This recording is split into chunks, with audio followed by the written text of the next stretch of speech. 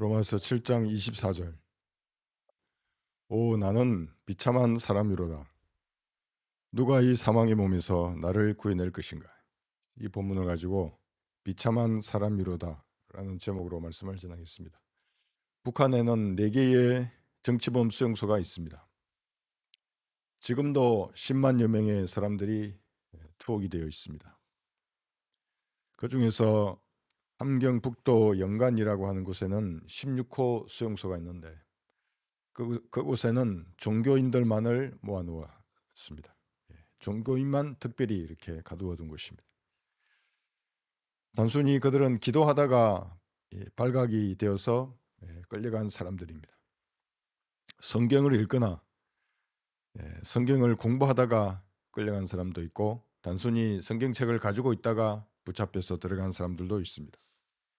그러면 가족들과 함께 끌려가는 것입니다.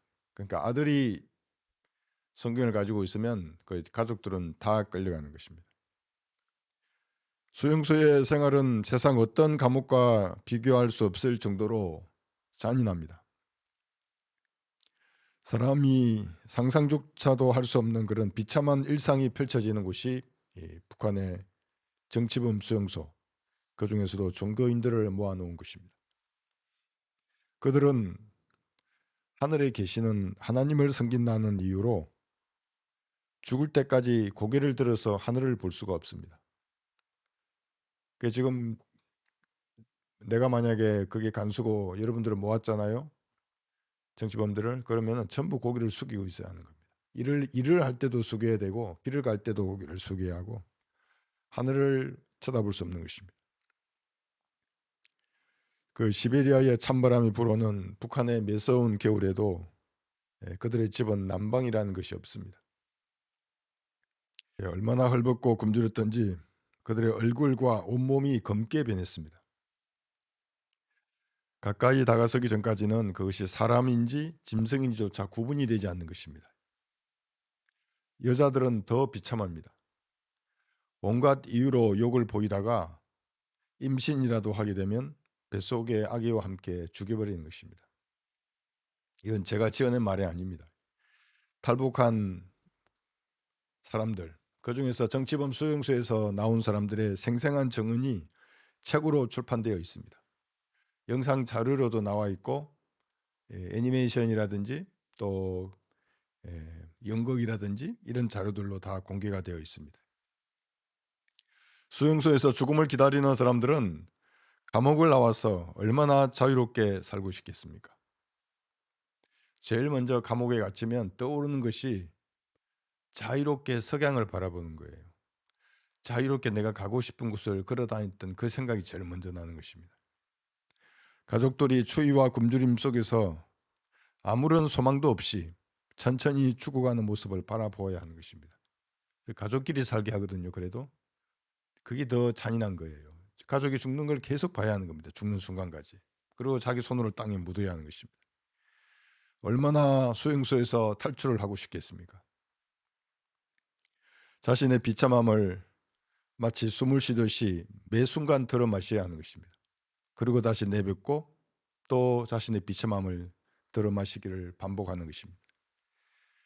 비참한 현실 속에서도 행복했던 지난날의 생각은 더욱 또렷하게 머릿속에 남아서 그들을 눈물 짓게 만들 것입니다.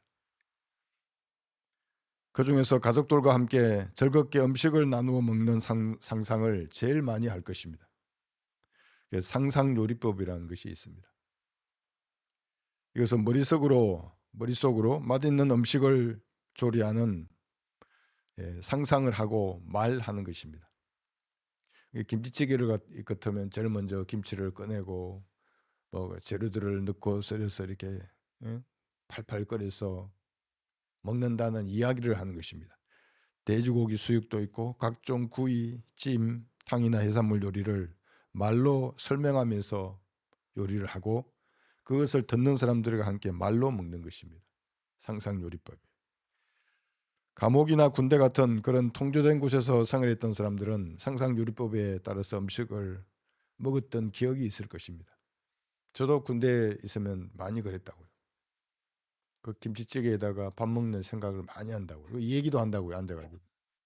배고프니까 전부. 죽을 때까지 그들은 그 감옥을 나오지 못하고 비참한 생을 마감해야 합니다. 전부 종신형이에요. 아무도 나올 수 없어요. 거기서. 양심이 새카맣게 불타지 않은 사람이라면 그 사람들에 대한 연민의 정이 타오를 것입니다. 불쌍하잖아요. 어떻게 사람을 그렇게 할 수가 있어요. 이들의 손에 은혜의 복음 전도지가 들어가서 영생을 얻을 기회가 주어진다면 얼마나 좋은 일이겠습니까? 이것이 순수한 마음으로 소풍을 실행하였던 동기였습니다. 감옥을 빠져나올 기회를 죄인들에게 주는 것입니다. 한번 들어가면 다시 나올 수 없는 지옥이라는 영원한 감옥을 탈출하는 유일한 방법입니다. 그 수용소를 탈출하는 유일한 방법이에요. 죽으면 셋째 하늘로 가는 것입니다. 북한의 정치범 수용소만이 감옥이 아닙니다. 그런 수용소에 잡혀간 사람만 비참한 것도 아닙니다. 마귀는 인류의 역사 6,000년 동안이나 심혈을 기울여서 사탄의 제도와 문화를 지금도 권장하고 있습니다. 세상 요소마다 곳곳에 사탄적인 것이 구축되어 있습니다. 없는 곳이 없어요. 길을 가다가 간판을 들여다봐도 무슨 영화를 홍보하는 포스터를 보더라도 전부 마귀적인 요소가 그 안에 깃들어 있는 것입니다. 사탄의 종들이 의의 종으로 가장하여서 정중한 말과 그럴듯한 언변으로 순진한 사람들을 미혹하고 있는 것입니다. 누구든지 예수님의 피로 구원받지 못하면 감옥 같은 세상에서 비참한 인생을 살다가 지옥으로 갈 것입니다. 예수님의 피를 믿어야 한다고요. 마음을 다해서. 구원받았더라도 영적으로 성장하지 못하면 성경이 보시기에는 비참한 인생을 사는 것입니다. 구원받았어요. 그럼 하나님을 위해서 살아야죠. 세상에 바라나 하나님께 바라나 양다리 걸쳐서 인생을 살면 그 비참한 인생이에요. 주님 보시기에는. 그리스도 심판석에서 아무것도 거두지 못할 것입니다. 성경에서 마지막으로 비참하다는 단어는 이 시대예요. 휴거를 눈앞에 둔 라오디케아 교회 시대를 살아가는 교인들을 향해서 기록하고 있습니다. 계시록 3장 16절 한번 보십시오. 계시록 3장 16, 17절. 내가 그처럼 미지근하여 차지도 아니하고 덥지도 아니하기 때문에 내가 너를 내 입에서 토해내겠노라. 내가 말하기를 나는 부자며 부유하고 아무것도 부족한 것이 없다고 하지만 너는 비참하고 가련하며 가난하고 눈멀고 헐벗은 것을 알지 못하는도다. 사람들은 물질적으로 부자며 부유하고 부족한 것이 없다고 말하지만 주께서 보시기에는 비참한 사람들입니다. 다만 그 사람들이 알지 못할 뿐입니다. 그들은 주께서 수행하시는 영적 정쟁에서 토해낸 토산물 같은 비참한 사람들입니다. 겉으로는 거룩하고 화려한 종교로 옷을 입었지만 사실은 가난하고 가련하고 눈멀고 헐벗은 비참한 사람들. 바른 성경이 없이는 화인을 맞은 양심을 치유할 방법이 없는 것입니다. 그래서 북한에 뭘 도와준다는데 그 병원을 왜 지어주냐고요. 은혜의 복음을 증거해야지. 그 과학기술대 같은 데를 왜 지어주냐고요. 땅이 사용하는 곳이 될 텐데. 은혜의 복음을 증거해야죠. 죄인을 불쌍히 여기는 마음이 그들에게는 생겨날 여지가 없는 것입니다. 진짜 그들을 불쌍히 여긴다면 예수님의 피의 능력을 전하게 되어 있습니다. 그게 아니니까 이렇게 한다고요. 무슨 이런 거 지어주고. 당 간부들을 위한 건물이 되지 않습니까? 그런 것이. 세대별로 올바로 나눈 능력의 말씀이 없이는 감옥 같은 세상에서 벗어나서 셋째 하늘의 영광을 맛볼 수 없는 것입니다. 그냥 종교적인 생활을 하는 거예요. 그냥 찬양을 불러도 몸이 건조하고 종교의 멍에를 메고 수고하며 애쓰면서 지옥으로 끌려가는 비참한 사람들입니다. 여기에는 남녀노소의 구분이 없습니다.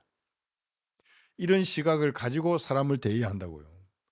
북한에 있는 사람들만 감옥에 있는 게 아니지 않습니까? 구원받지 못한 모든 사람은 감옥에 갇혀 있어요. 지금. 사도 바울은 구원을 받은 후 자신에 대하여 숙고할 때 비참하다는 것을 성경에 기록했습니다. 그 비참함을 맛본 것입니다. 바울은 하나님의 의의 기준으로 자신을 성찰했을 때 드러나는 비참함을 알았던 것입니다.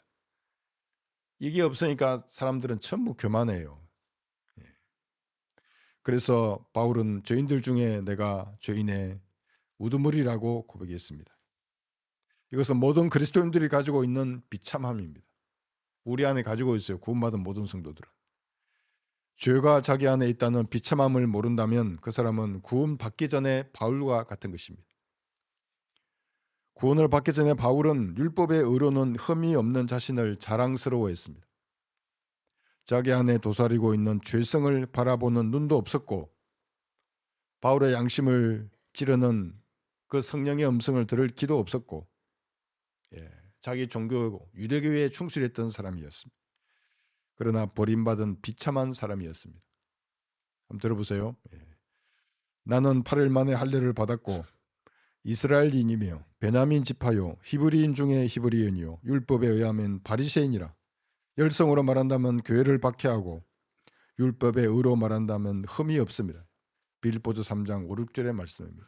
정말로 이런 열성으로 외국에까지 나가서 그리스도인들을 체포했습니다. 고문하고 예수님을 모욕하게 하고 살해하는 데까지 앞장섰던 사람이었습니다. 그런데 예수님의 피로 구원을 받아버렸어요. 성령께서 조명해 주시니까 자기 안에 선한 것은 하나도 없이 성령님만 선하다는 것을 알았던 것입니다. 로마서 7장 한번 보십시오. 여기 18절 보시면 그러니까 구원받지 않으면 다 사람들은 교만하고 잘난 줄 안다고요. 구원받아야만이 존재의 비애가 무엇인지도 알고 자기 안에 악이 있다는 것을 그때서야 알게 됩니다. 로마서 7장 18, 19절 보시면 내 안에 곧 내 육신 안에는 선한 것이 거하지 않는 줄을 내가 아노니 원함은 내게 있으나 선한 것을 어떻게 행하는 것인지는 알지 못하노라. 내가 원하는 선은 행하지 않고 원치 않는 악을 행하는도다. 자신의 비참함을 아는 겸손한 자세를 갖추지 않으면 그가 누구라도 구원받기 전에 바울처럼 종교적인 열성으로 하나님을 섬기게 될 것입니다. 겸손이 영적 성장의 첫 번째 척도라고 하는 것입니다. 그래서 겸손해야 됩니다. 하나님 앞에서는. 풀보다 더 낮은 자세로 주님 앞에 나가서 무엇인가를 아뢰고 도움을 청해야 하는 것입니다. 그러면 주님께서 불쌍히 여기시고 자비를 베푸시는 것입니다. 선한 것이 없는 육신의 열정을 내려놓아야 합니다. 그러니까 과거의 지식이 문제예요. 과거의 지혜가 문제고 과거의 체험들 이런 것들은 다 내려놓고 말씀으로 다시 쌓아야 합니다. 이것은 영적 성장을 방해하는 배설물이고 상급을 얻지 못하게 하는 손실입니다. 이익이 아니에요. 내가 뭘 했는데 과거에 이것을 어쨌다는 겁니까? 하나님 앞에 왔으면 말씀으로 다시 쌓아야지. 손실이라고요. 그것이. 예수 그리스도로 하는 지식이 가장 고상한 것입니다. 바울은 선을 행하고자 할 때 악이 자신과 함께 한다는 한 법을 발견했습니다. 구원받기 전에는 전혀 없었던 것입니다. 그랬더니 의기양양했던 그 바울의 모습은 완전히 사라져 버렸습니다. 21절 보십시오. 21절. 그리하여 내가 한 법을 발견하노니 그것은 내가 선을 행하고자 할 때 악이 나와 함께 있다는 것이라. 예수님의 피를 마음을 다해 믿는 순간에 영이 거듭나고 혼이 구원을 받았습니다. 몸이 구속되기 전까지는 악이 그리스도인들과 함께 하는 것입니다. 영이 거듭나는 순간에 성령과 한 영이 되었고 동시에 셋째 하늘에도 올라갔습니다. 몸이 성전이 된 것입니다. 그런데 속사람은 육신이라는 감옥에 갇혀 있다는 것을 그때서야 바울이 알았습니다. 육신의 감옥에 갇힌 자신을 숙고한 바울의 탄식은 비참한 사람이라고 고백하는 것이었습니다. 그 비참한 사람이라고만 고백하는 것에 그럼 그리스도인들이 계속 매여 있습니까? 그것이 아닙니다. 그리스도인들은 영광의 소망 안에서 곧 나타나실 예수님을 고대하며 즐거워하는 사람들입니다. 즐거움이 있다고요. 우리는 세상 사람들이 가지고 있는 돈이 없어도 그들이 즐기는 무슨 술이나 운동이나 쾌락이나 이런 것들이 없더라도 즐거운 사람들이에요. 영광의 소망 안에서. 그리스도 예수 안에서 기뻐하고 육신을 신뢰하지 않는 사람입니다. 비록 세상에 먹구름이 닥치고 태풍이 몰아치는 흑암으로 변하더라도 항상 기뻐하라는 주의 명령을 받은 사람들입니다. 기뻐하라 하시나요, 주님이. 그런데 왜 바울은 탄식을 하고 있는 것입니까? 자기 안에 여전히 꿈틀거리고 있는 죄가 있다는 것을 알았기 때문에 그런 것입니다. 여기서 로마서 7장 펴셨죠? 24절 보시면 이제 본문입니다, 오늘. 그래서 이렇게 고백하는 것입니다. 구원받기 전에는 없었습니다, 이런 고백이. 자기 잘난 맛에 살았던 바울이었습니다. 오, 나는 비참한 사람이로다. 누가 이 사망의 몸에서 나를 구해낼 것인가? 속 사람은 성령을 따라 하나님을 기쁘시게 해드리고 주님께 영광을 돌리고 싶어 합니다. 이게 새롭게 생겨난 본성입니다. 하나님을 찬양하면서 은혜에 보답하는 삶을 살고자 하는 것입니다. 그런데 아담의 타락한 본성이 여전히 자기 안에 자리 잡고 있는 것입니다. 이와 정반대되는 것입니다. 세상의 기준으로 자신을 재면서 세상의 눈치를 보고 정욕에 이끌리는 아담의 본성이 여전히 자기 안에 살아있는 것입니다. 여러분이 기도와 성경을 읽는 것에 조금만 게으리 한다면 여러분을 삼켜버릴 것입니다. 이런 것들. 예수님께서는 죽음을 두려워함으로 평생을 노예로 속박된 자들을 놓아주시려고 십자가를 지셨는데도 아직도 죽는 것을 두려워하는 것입니다. 여러분 죽음을 두려워하십니까? 육신이 연약해서 그런 것입니다. 비참한 사망의 몸이기 때문에 두려워하지 말라고 그렇게 말해도 죽음을 두려워하고 있습니다. 흙으로 만들어진 육신은 속 사람을 대적하고 속 사람은 육신을 대적하는 것입니다. 들어보십시오. 육신은 성령을 거슬러 욕심을 부리며 성령은 육신을 거스르나니 이들은 서로 반목하여 너희가 하고자 하는 것을 하지 못하게 하느니라. 갈라디아서 5장 17절의 말씀입니다.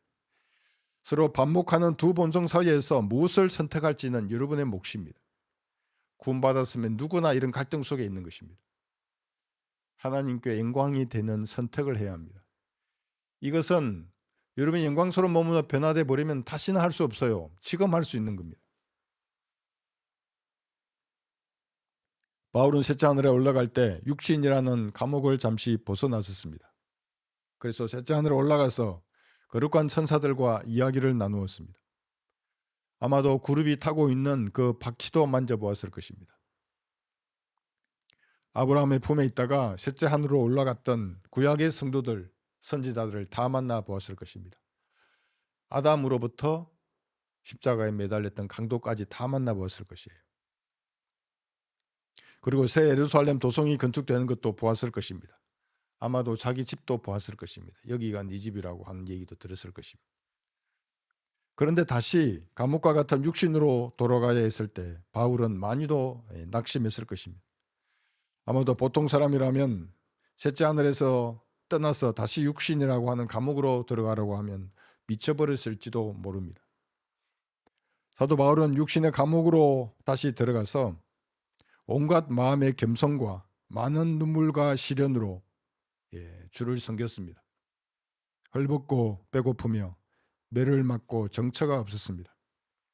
셋째 하늘에는 자기 집도 보고 봤잖아요. 그 휘황찬란한 금으로 만든 도성을 다 보고 영원한 왕국을 보고 왔는데 이 땅에는 자기가 돌아갈 집도 없었던 것입니다.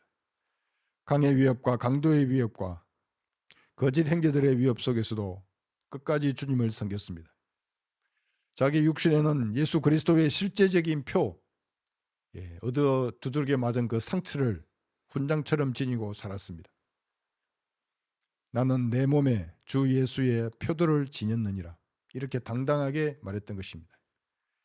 저도 이 표를 지니고 싶은데 아직은 기회가 없었어요.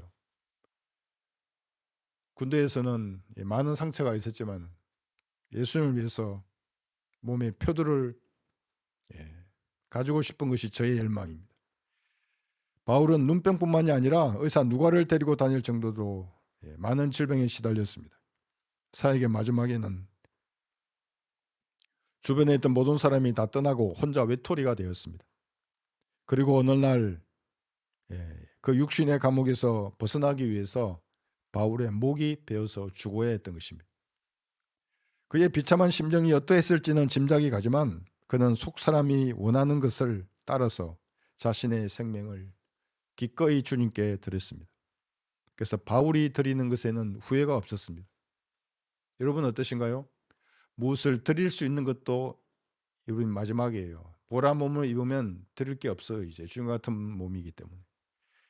주일 경배의 시간도 들으지 못하는 사람의 이야기를 들었습니다. 전도주를 나누어 주는 그 시간을 들으지 못하는 것입니까? 주님이 받은 수치를 나도 받는 귀한 시간이에요. 전도주 이거 한번 읽어보세요. 여러분의 머리를 금강석처럼 하고 싶으시면 나가라고 했고 이게 단련이 된다고요. 뭐 한마디 할 거 아니에요. 그러면 이거 한번 읽어보라고 하면 돼요. 그냥 물질이나 자기 가족이나 자기 마음을 주께 드리지 못한다면 무엇을 주님께 드릴 수 있는 것이겠습니까? 비록 육신이라는 비참한 감옥에 갇혀 있었지만 바울은 그리스도 예수 안에서 하나님의 고귀한 부르심의 상을 향해서 그 표대를 향해 쫓아갔습니다. 빌립보서 3장 14절에서. 그래서 부끄러움이 없었어요. 사도 바울은. 바울은 늘 육신의 감옥을 벗어나기 위해서 주님과 함께 있기를 더 원한다고 이렇게 고백을 했었습니다. 비참한 사망의 몸을 벗어나 영광스러운 몸을 입기를 참으로 원했습니다. 감옥을 탈출하고 싶은 심정은 똑같은 것입니다. 북한에서 고통받는 그 사람들도 그 감옥을 벗어나고 싶고 그리스도인들도 육신이라고 하는 이 감옥을 벗어나기를 원하는 것입니다. 목이 베이는 그날이 바울에게는 인생 최고의 날이 되었을 것입니다. 드디어 자기가 보고 왔던 그곳으로 돌아가는 것입니다. 여러분도 지금은 육신이라는 감옥에 있습니다. 여기도 종신형을 선고받은 거예요. 아무도 벗어날 수 없어요. 스스로. 주님이 부르시면 그때 벗어나는 것입니다. 감옥 안에서 육신은 눈을 부릅뜨고 속 사람이 성경대로 하나님을 섬기는지를 감시하고 있는 것입니다. 그래서 여러분이 성경대로 무엇인가 주님을 섬기고자 할 때 육신이 시비를 거는 것입니다. 싸움을 거는 것입니다. 그렇게 해서 죄의 법에 사로잡히도록 만들려고 육신이 수작을 부리는 것입니다. 여기 귀 기울여야 됩니까? 귀 기울이지 말아야죠. 죽었는데 육신은. 그래서 여러분의 의지로 하나님을 선택하는 겁니다. 하나님께 영광이 되는 그 일을 하는 것입니다. 저도 힘들 때가 있잖아요. 그래서 집에서 잠깐 식사를 하고 누웠는데 한 5분 10분 누웠나요? 내가 가야 되거든요. 말씀을 준비하러. 나 정말 이등병처럼 일어났어요. 벌떡 눈 깜짝할 시간에. 그래서 막 신을 신고 있어요. 아직 잠도 들 깼는데. 그래서 나는 가야 된다고. 내가 지금도 생각나요. 나는 가야 된다고. 하나님을 위해서 일해야 하는 것입니다. 육신은 시간이 되면 썩고 땅에 묻힐 것입니다. 지금도 그 사람은 썩고 있는 송장입니다. 이 육신은 단 하나도 믿거나 기대할 것이 없습니다. 선한 것이 있다면 여러분 안에 거하시는 성령님이에요. 예수님이십니다. 그거 외에는 선한 것이 하나도 없는 것입니다.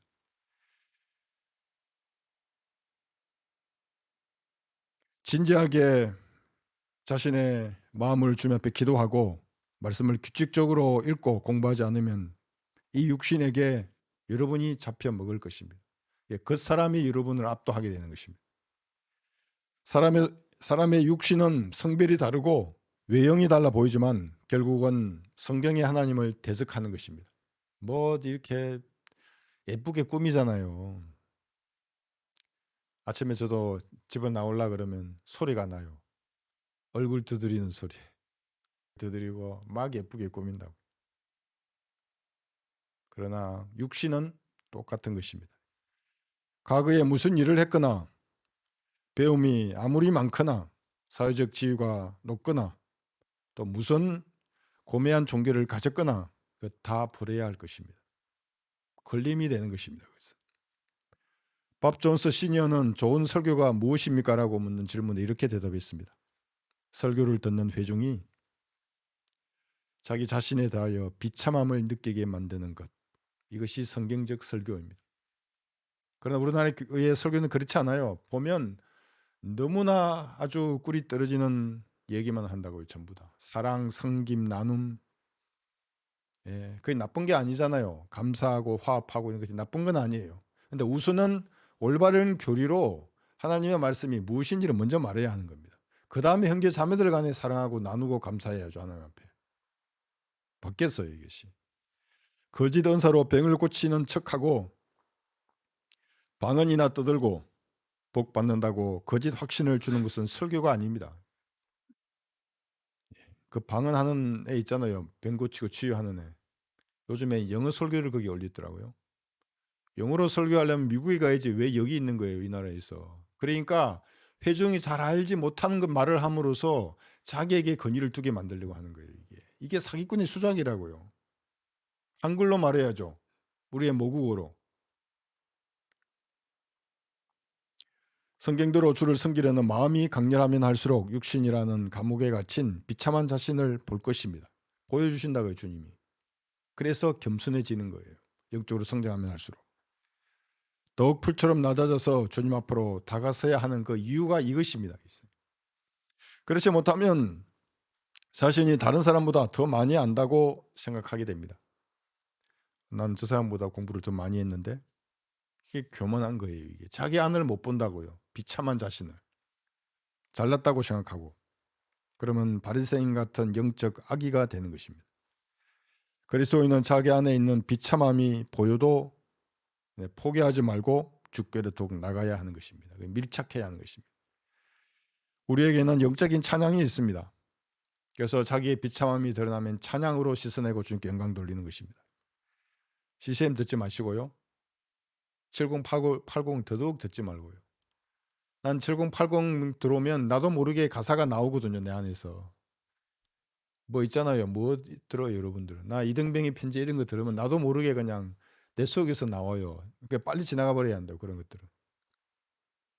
진지하게 기도할 무릎이 있고 정선된 진리의 지식으로 무정할 수 있는 것입니다. 양심을 찌르는 강력한 말씀도 있고 지체들 간의 아름다운 영적인 교제되고 있습니다. 자신의 힘만으로는 영적 책무를 그래서 감당할 수 없는 것입니다. 그러면 비참함에 압도당할 것입니다. 모세가 그랬습니다. 민수기 11장을 볼까요? 민수기 11장 15절. 주께서 나를 이처럼 대하신다면 만일 내가 주의 목전에 은총을 얻었다면 내가 주께 간구하오니 나를 즉시 죽이소서. 그리하여 나로 하여금 나의 비참함을 보지 않게 하소서. 20세 이상인 남자가 62만 5,550명이나 됐습니다. 거기다 아이들, 노인들, 여자들 다 합치면 200만 명이 넘는 백성이 모세에게 울면서 불평하고 있는 것입니다. 누가 우리에게 고기를 주어 먹게 하리요? 이집트를 떠나올 때 짐승들을 가져왔잖아요. 그걸 잡아 먹으면 될 텐데 자기 재산은 이렇게 아끼고 계속 달라고 부르짖습니다. 욕심쟁이들이에요, 이 사람들. 세상의 습관이나 취미나 기호들, 이것이 성경적이지 않다면 버려야 하는 것입니다. 그리고 주님께 무엇을 달라고 간구해야 합니다. 변개된 성경이나 마귀의 교리를 버리지 않고 주님께 다가서는 것도 마찬가지입니다. 마귀의 교리는 주님께서 그 교리를 붙들고 있는 사람의 간구를 어떻게 생각하시겠어요? 한번 생각해 보세요, 여러분. 이들은 피를 빠는 거머리가 피에 있는 소금기 때문에 목마름을 해소하지 못하는 것 같이 추소설을 반복하는 사람들입니다. 들어보세요. 말 거머리에 있는 두 딸이 있는데 부르짖기를 주소서 하느니라. 잠언 30장 15절입니다. 백성은 자기 재산은 이 숨겨두고 주께서 주신 만나밖에 아무것도 없다고 불평하면서 주소서를 부르짖고 있는 것입니다. 모세는 자기 능력으로 백성에게 고기를 먹이려고 불가능한 일을 생각했기 때문에 비참하다고 이렇게 기록한 것입니다. 왜 하나님의 능력을 의지하지 않는 겁니까? 여기 13절 보시면 여러분도 여러분의 힘으로 영적인 책무를 감당하려고 하면 비참할 수밖에 없어요. 13절. 내가 이 모든 백성에게 줄 고기를 어디서 얻겠나이까? 이는 그들이 울며 내게 말하기를 우리에게 고기를 주어 먹게 하라고 하매니이다.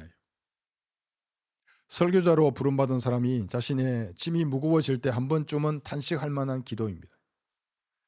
양육하는 아비가 젖먹이를 품듯이 내 품으로 그들을 안고 가라는 말씀 앞에 주님께 지혜와 능력을 구하지 않을 수 없는 것입니다.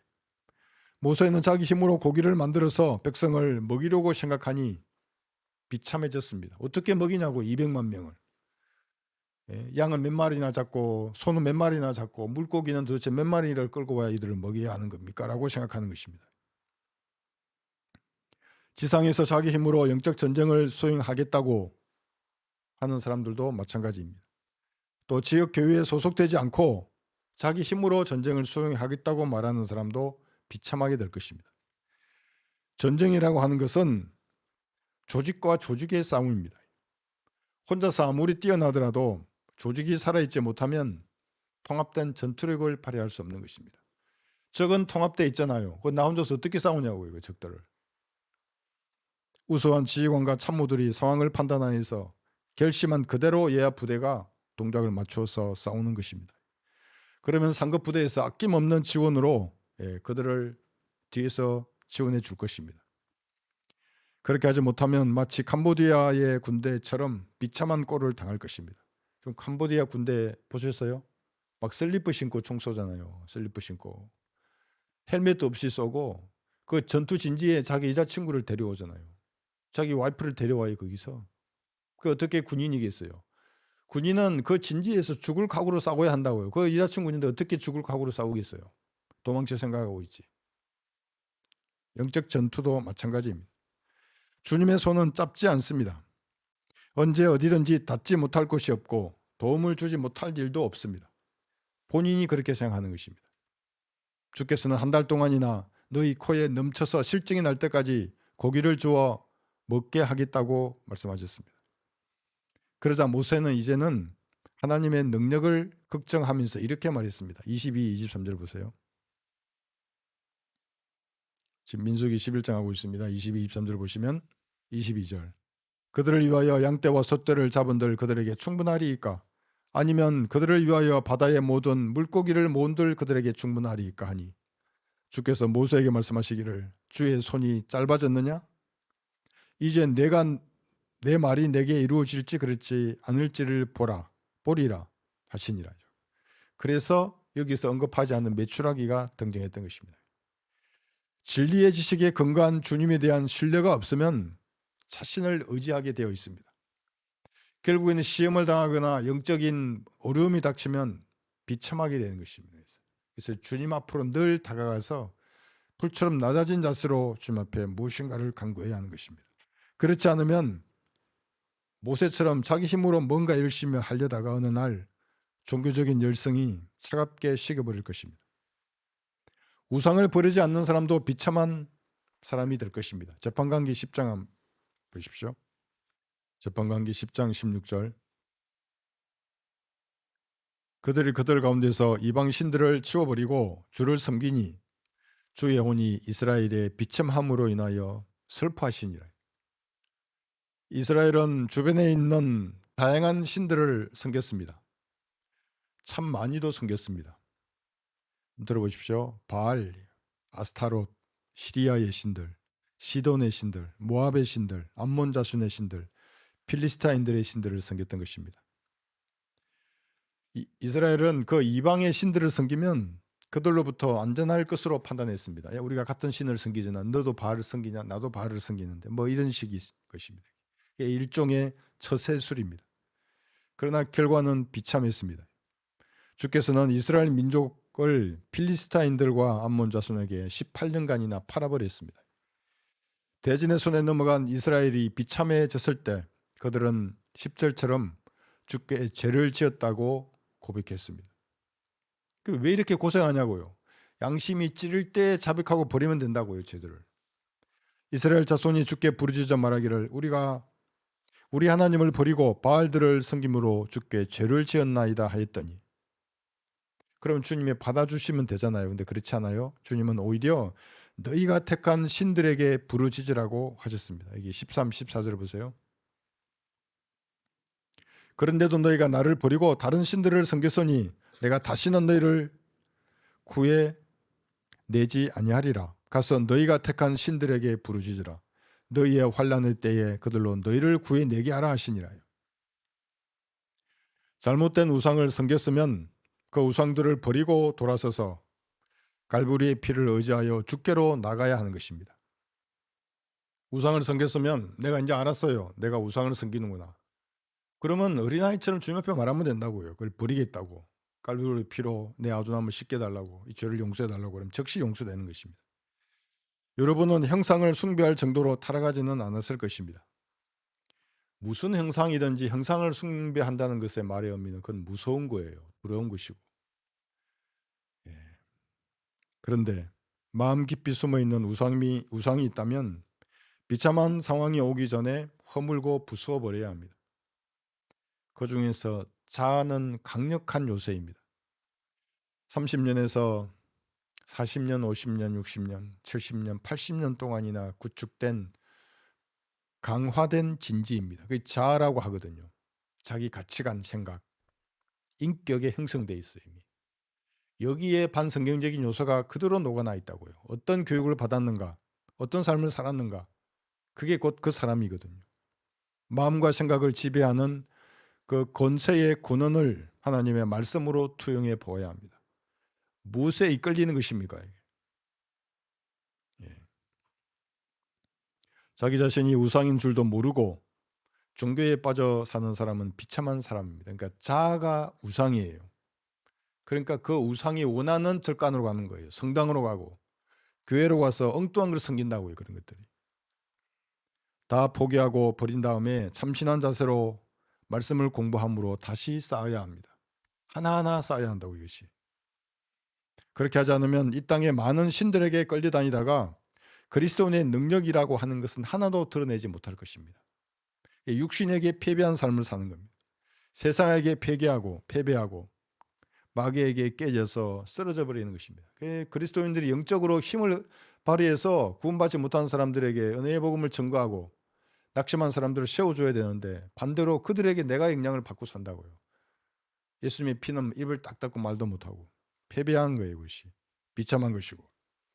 그러면 주께서도 여러분의 비참함으로 인하여서 슬퍼하실 것입니다. 좀 들어보세요. 하나님의 거룩한 영을 슬프게 하지 말라. 너희가 그로 인해 구속의 날까지 인치심을 받았느니라. 에베소서 4장 30절입니다. 이스라엘 민족의 비참함으로 인해서 주님이 슬퍼하셨듯이 여러분이 비참하게 되면 역시 슬퍼하시는 것입니다. 성경적 지식이 없는 사람도 비참하게 될 것입니다. 재판관계 펴셨죠? 11장 보시면 재판관계 11장입니다. 35절에서 36절까지 재판관기 11장 35절.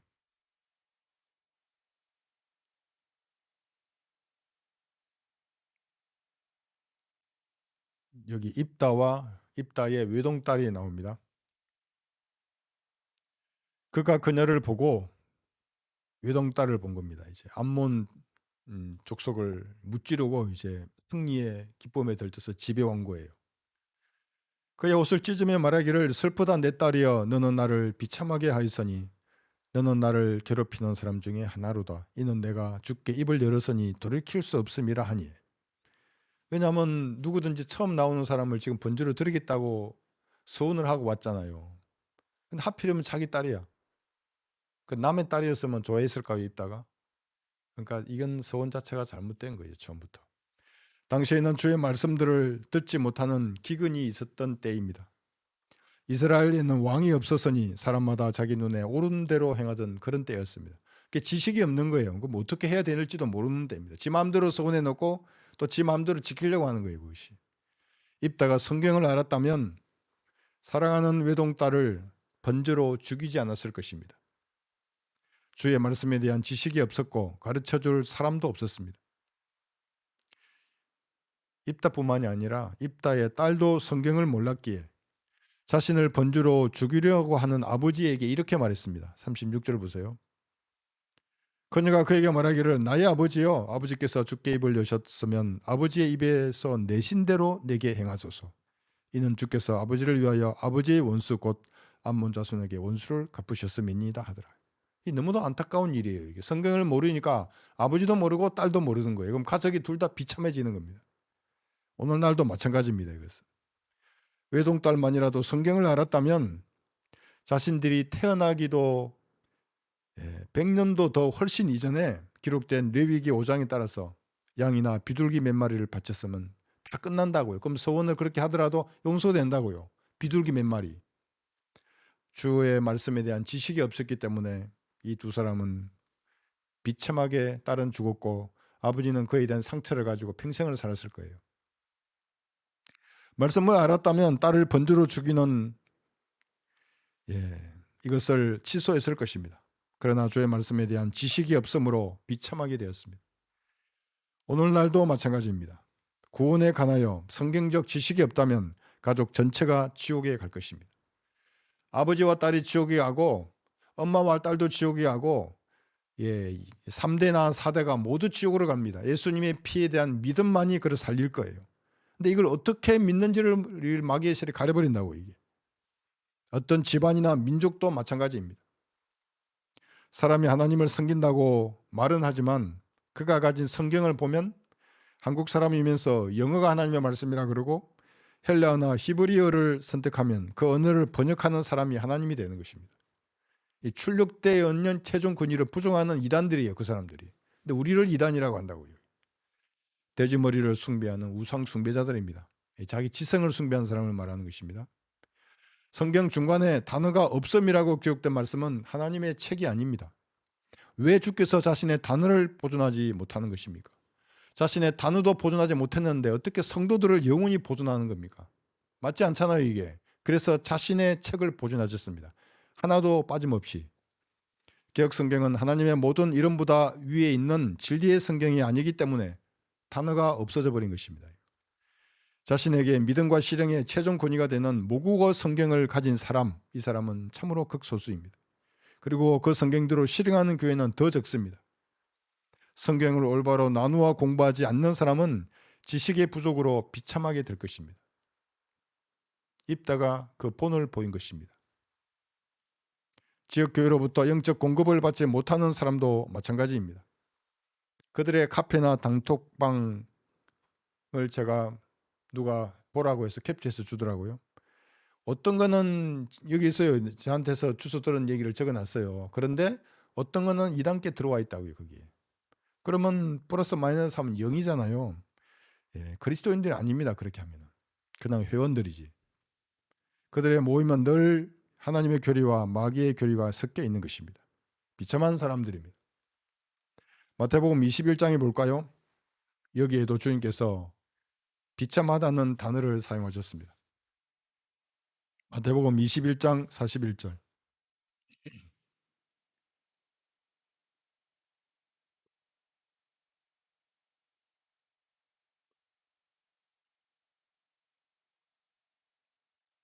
그들이 주께 말씀드리기를 그가 그 악한 자들을 비참하게 죽일 것이며 또 그 포도원을 제때에 소출을 바칠 다른 농부들에게 새로 주리이다.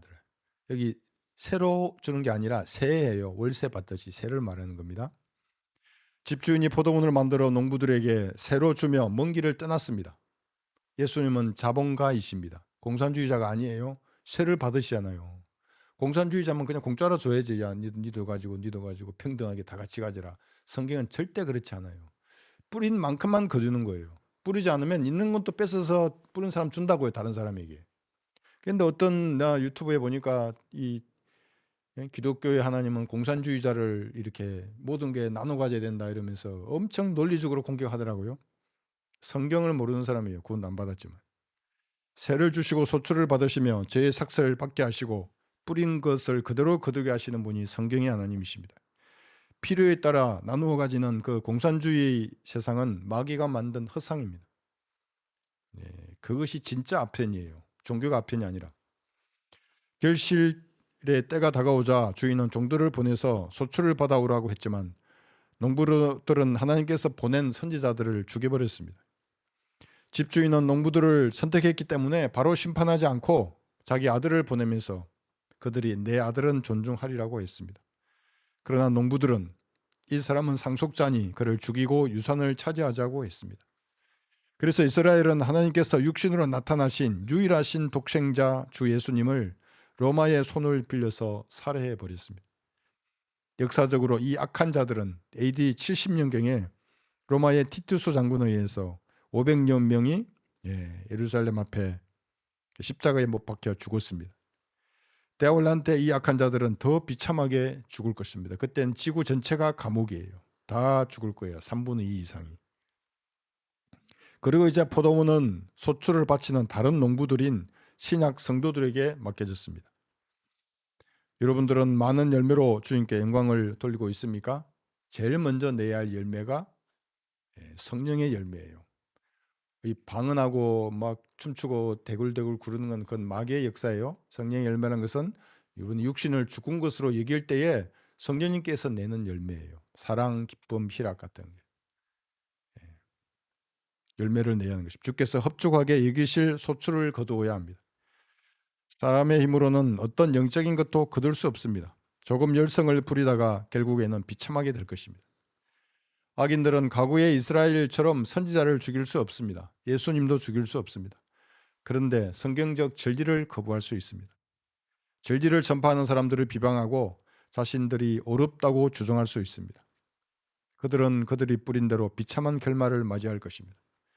성령께서 여러분 안에 말씀으로 도전을 주시고 일깨워 주실 때에 짓밟지 말고 순종해야 합니다. 무시하지 말아야 하는 것입니다. 성령을 거슬러 욕심을 부려서 반목하지 않도록 주의해야 합니다. 육신은 성령을 거슬러 욕심을 부리며 성령은 육신을 거스르나니 이들은 서로 반목하여 너희가 하고자 하는 것을 하지 못하게 하느니라. 갈라디아서 5장 17절의 말씀입니다. 그래서 여러분의 양심이 무엇인가 이끌 때 이것이 여러분 곰곰이 생각해 보세요. 성경적이면 순종하는 것입니다. 그래서 인생을 여러분이 진짜로 하고자 하는 그것을 하다가 떠나야 하는 것입니다. 성령님께서 이끄시는 그 일이에요. 여러분 그 일이 있으십니까? 그 일을 하다가 떠나야 하는 게 인생입니다. 그 쓸데없는 일 하는 거잖아요. 전부 세상과 관련되어 있고 다 마귀적인 것에 관련되어 있다면 얼마나 안타까운 일이겠습니까? 그렇게 하지 않으면 영적으로는 열매 없이 이파리만 무성한 나무처럼 비참하게 될 것입니다. 고린도전서 15장 19절에 보면 사도 바울이 말하는 비참한 사람이 있습니다. 고린도전서 15장 19절, 20절 두 구절 보겠습니다. 이 비참한 사람은 이생이 전부예요. 이 땅에서 잘 먹고 잘 사는 게 이 사람의 지상 목표예요. 그래서 깃발도 그려놓잖아요. 무당집에 가면 만사형통이라고. 전 처음에 깜짝 놀랐어요. 이게 뭘까 하고 가만히 봤거든요. 왜 저 깃발을 그려놨지? 만사형통? 그 옆에 보니까 이제 대나무 있고 뭐 이상한 또 장군신 있고 이런 거 보니까 무당집이거든요. 만일 그리스도 안에서 우리가 바라는 것이 오직 이생뿐이라면 우리는 모든 사람 가운데서 가장 비참한 사람이라. 그러나예요 이게. 이 그러나의 문장이 없으면 우리는 어떨까 해요? 비참한 사람들이 되었을 거예요. 이제 그리스도께서는 죽은 자들로부터 살아나셔서 잠들었던 자들의 첫 열매들이 되셨느니라. 예수님께서 부활하지 않았다면 여러분은 죄들 가운데서 살면서 그 죄를 덮으려고 종교적인 생활에 몰입하고 있을 것입니다. 교회 나가러 오면 가야 되고 돈 내라면 내야 되고 얼마나 많아요. 그 종교적인 행사들이. 아무도 구원을 확신할 수 없을 것입니다. 구약의 구원 교리에 따르면 아무도 구원을 확신할 수 없다고. 이거 행위가 들어가 있기 때문에. 그러나 예수님은 부활하셨습니다. 다시 살아나셔서 잠들었던 자들의 첫 열매들이 되셨습니다. 예수님의 피로 언약을 체결한 모든 신약 성도도 이처럼 부활할 것입니다. 여러분도 부활하는 것을 예수님이 본을 보이셨다고요. 그래서 비참함에 빠져 있을 이유가 전혀 없어요. 예수님처럼 부활할 것이기 때문에. 그래서 우리가 바라는 것은 이생이 아니라 부활하는 그때입니다. 감옥을 벗어나는 그때입니다. 다가오는 청년왕국의 세상과 영원한 세계를 바라보는 것입니다. 고개를 들어서 이걸 봐야 한다고요. 하늘을 못 보게 하잖아요. 북한처럼.